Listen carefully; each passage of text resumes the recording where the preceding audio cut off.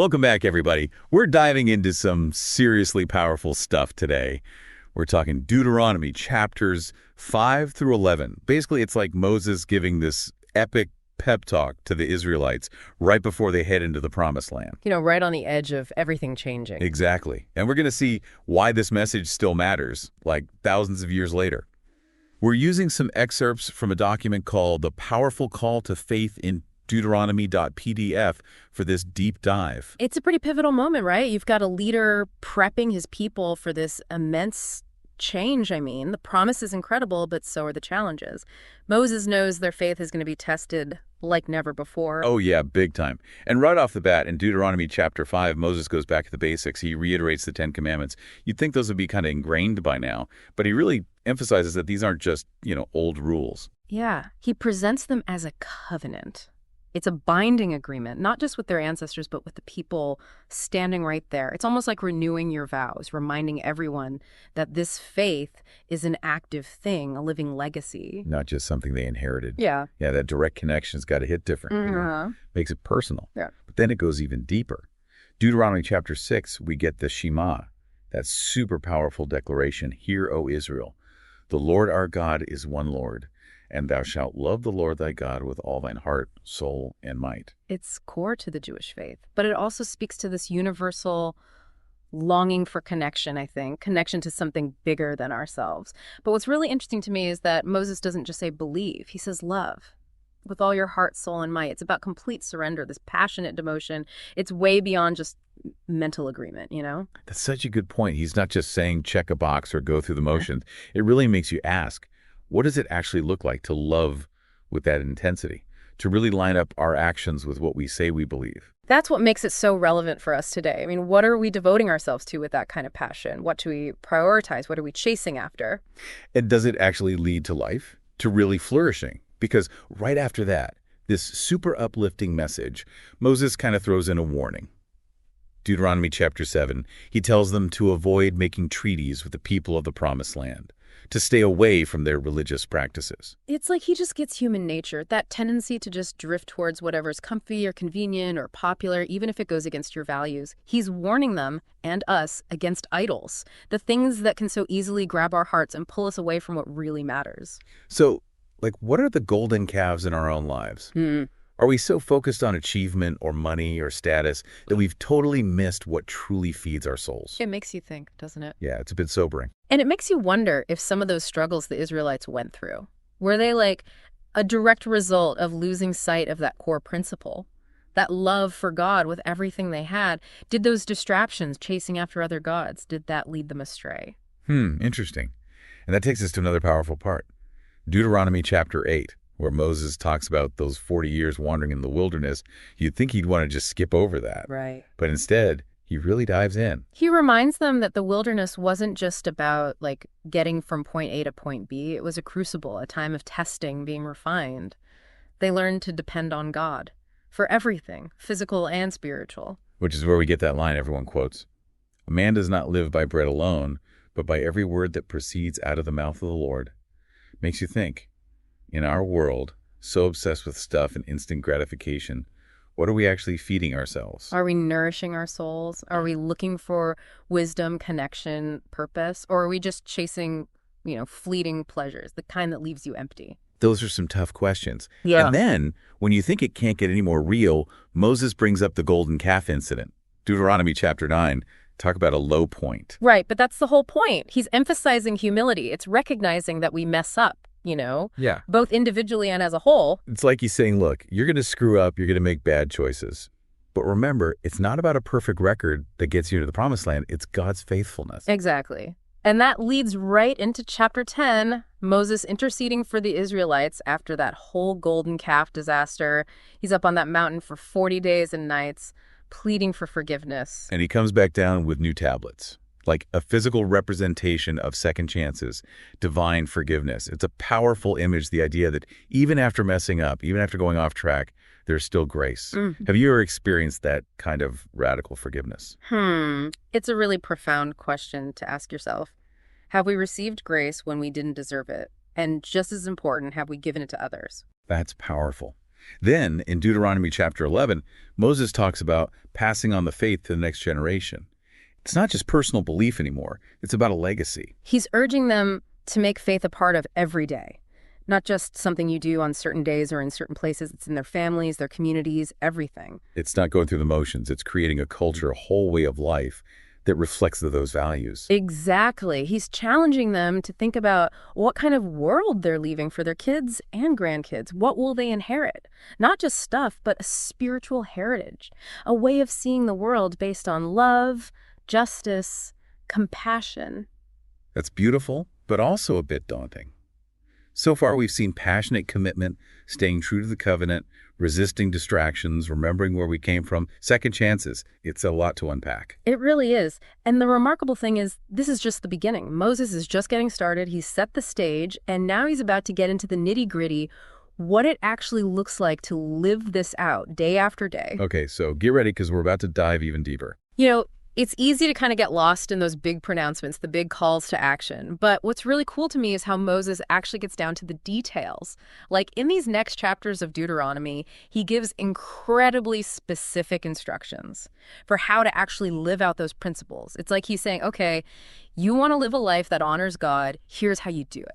So it's like a practical guidebook, right? A how-to for living faithfully in the Promised Land. Exactly. And what's amazing is how much these ancient instructions still speak to us today. Take justice, for example, something we touched on earlier. It's all over Deuteronomy, but in chapters 11 through 26, it really takes center stage. Okay, so when you say justice, what are we actually talking about here? What did that look like for the Israelites, and how does it connect to us now?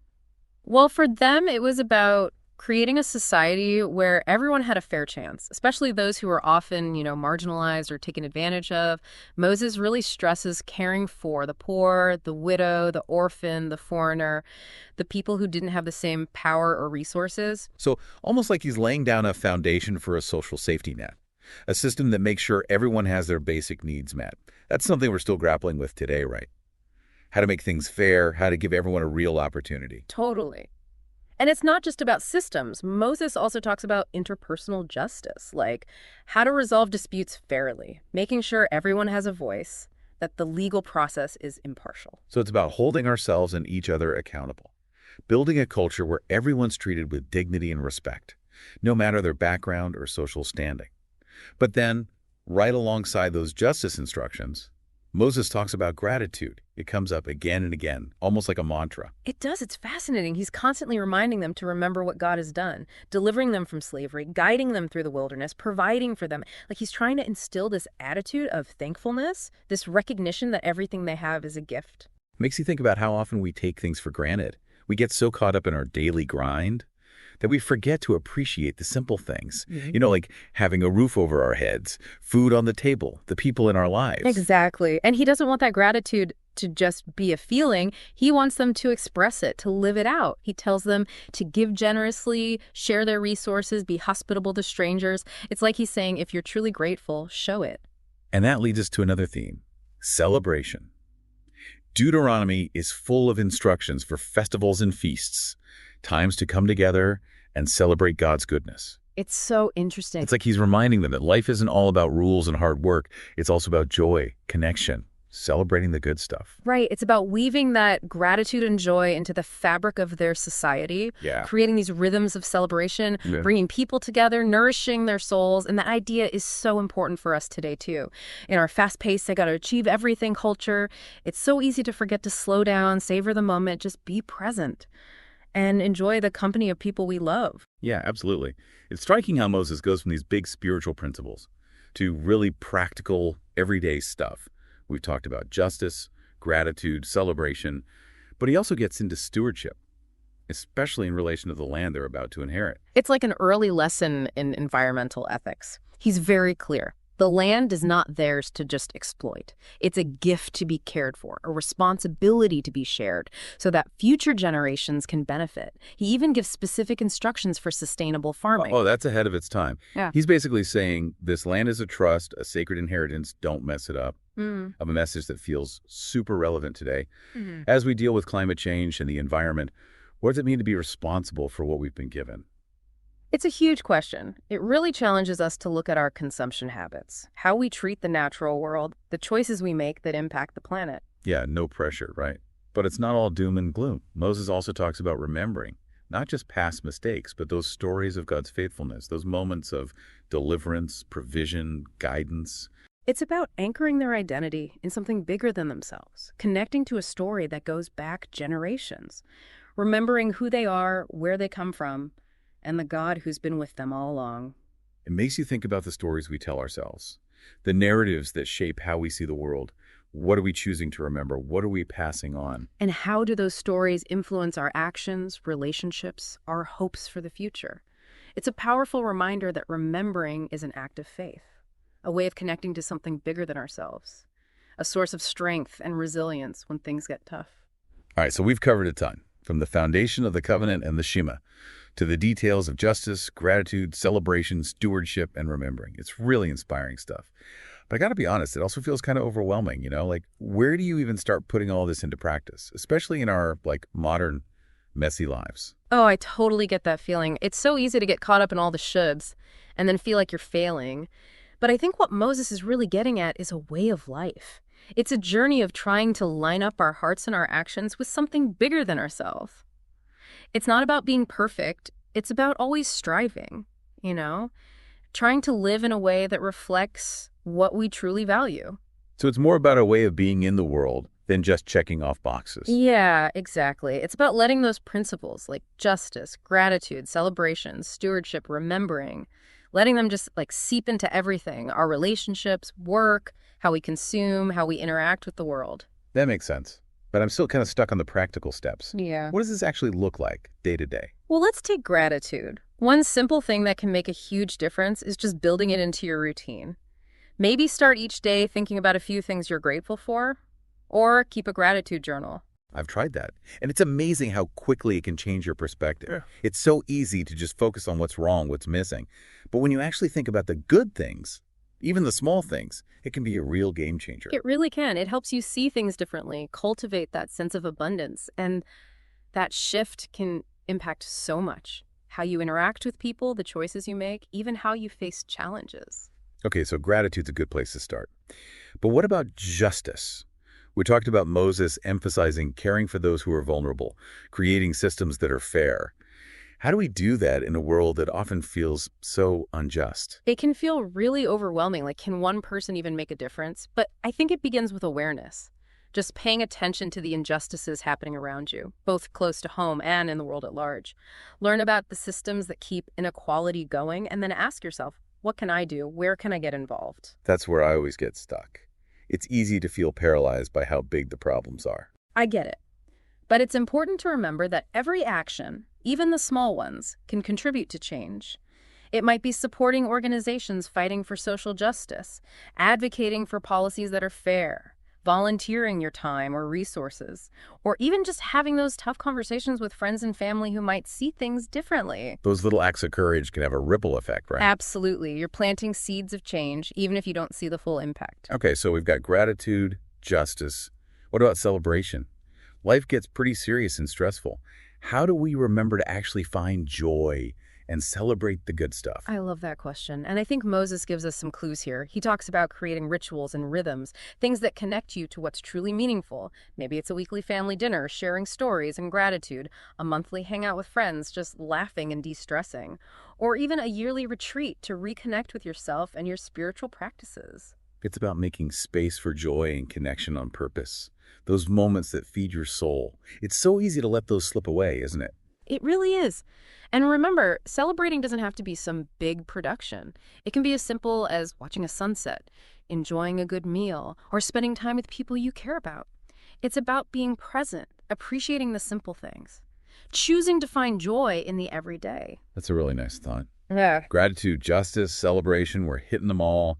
What about stewardship? How do we live that out in a real way? Well, as we talked about earlier, stewardship is all about recognizing that everything we have is a gift, our time, our talents, our resources, and we're called to use those wisely and responsibly, not just for ourselves, but for others and for the planet. So that means being mindful about what we buy, making choices that line up with our values, reducing our environmental impact, supporting businesses and organizations that are doing good in the world. Exactly.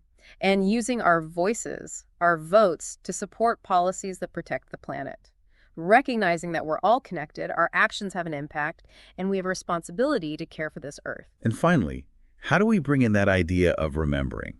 Moses really emphasized remembering history, God's faithfulness, the lessons learned along the way. Remembering is so powerful. It's about actively engaging with our own stories, our family stories, our community stories, the stories of our faith, telling them, listening to them, learning from them, and letting them shape how we see the world. Like creating a whole tapestry of memory. Exactly. And it's about remembering God's faithfulness in our own lives. Thinking back to those times when we experienced grace, provision, guidance, those memories can really get us through tough times, inspire us to live with gratitude and purpose, remind us we're not alone on this journey. This has been such an amazing exploration of Deuteronomy. It's incredible how much wisdom these ancient texts hold. Wisdom that still applies to our lives today. Any final thoughts before we wrap up? Just this. Moses' words aren't just some old rule, some piece of history. They're a call to action, an invitation to live a life with purpose and meaning, a life that reflects your values and makes a real difference in the world. It's challenging, but it's also incredibly hopeful. It's a reminder that we all have a part to play in creating a better world, a world that's more just, compassionate, and beautiful. Thanks for joining us on this deep dive in Deuteronomy. It's been a truly enriching experience. Until next time, keep seeking, keep exploring, and keep living out those values that really